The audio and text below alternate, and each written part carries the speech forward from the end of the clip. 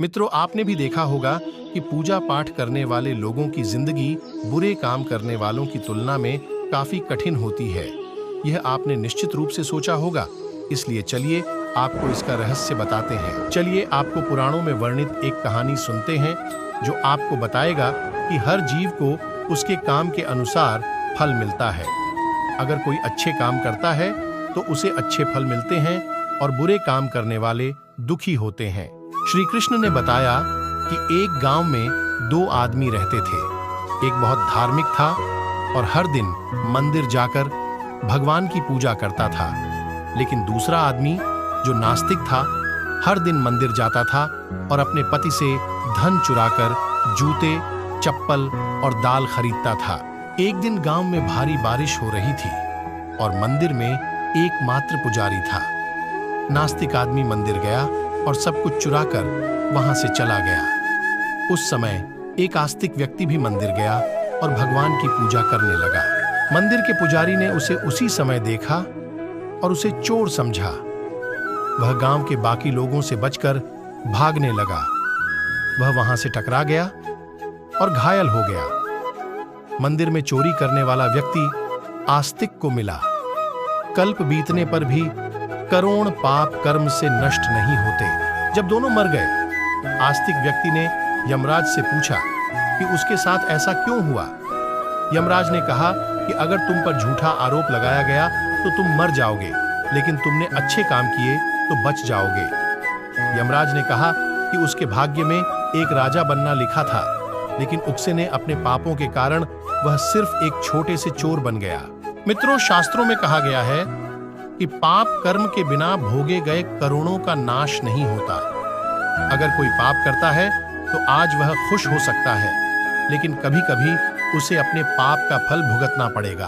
यह भी एक कहानी है कि एक बहुत पापी व्यक्ति एक रास्ते से जा रहा था और उसे बहुत सारा सोना मिल गया।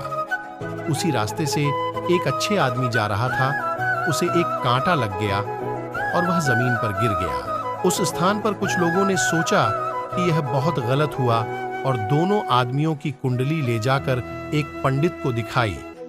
पंडित ने कहा कि पापी व्यक्ति का भाग्य राजा बनना था, लेकिन उसके पाप के कारण अब उसे सिर्फ इतना सोना मिला है। उस भले और धर्मात्मा व्यक्ति के जीवन का आज आखिरी दिन था, लेकिन उसके अच्छे कर्मों की वजह से वह बच गया। क्या बुरे कामों से बच सकते हैं? शास्त्रों में कहा गया है कि हर व्यक्ति को अपने अच्छे और बुरे कामों का परिणाम भुगतना होगा। नेक कामों से अच्छे फल मिलते हैं और बुरे कामों से बुरे फल मिलते हैं। हमें अच्छे और बुरे दोनों कामों का परिणाम भोगना होगा। भगवान श्री कृष्ण ने भगवद गीता में कहा कि कर्म की गति को समझना आसान नहीं है। इसका अर्थ यह है कि यह समझना बहुत मुश्किल है कि किस जन्म में हमने क्या किया है और उसका क्या फल मिलेगा।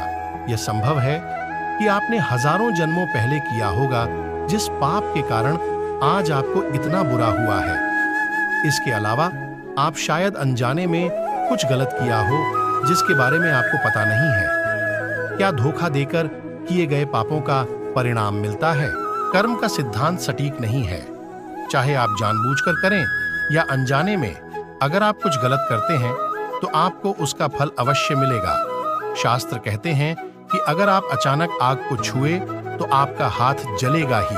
शास्त्रों में कई कहानियां हैं जो बताती हैं कि अनजाने में किए गए पाप का फल भी लोगों को मिला है। पांडवों के पिता महाराज पांडु की एक कहानी है कि उन्होंने एक हिरण को तीर मार दिया था।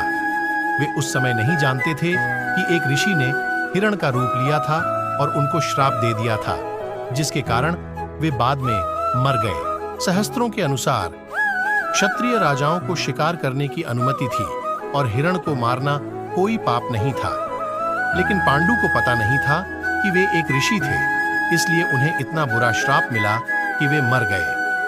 पाप से बचने के लिए क्या करें? श्रीमद् भगवद गीता में भगवान कहते हैं कि कर्म और उसके फलों को समझना बहुत कठिन है, लेकिन प्रत्येक व्यक्ति अपने कर्मों के फल अवश्य प्राप्त करता है। श्रीमद् भगवद गीता के अध्याय 18 में भगवान श्री कृष्ण ने कहा कि सभी धर्मों को छोड़कर मेरी शरण में आओ और मैं तुम्हें सभी पापों से मुक्त कर दूंगा।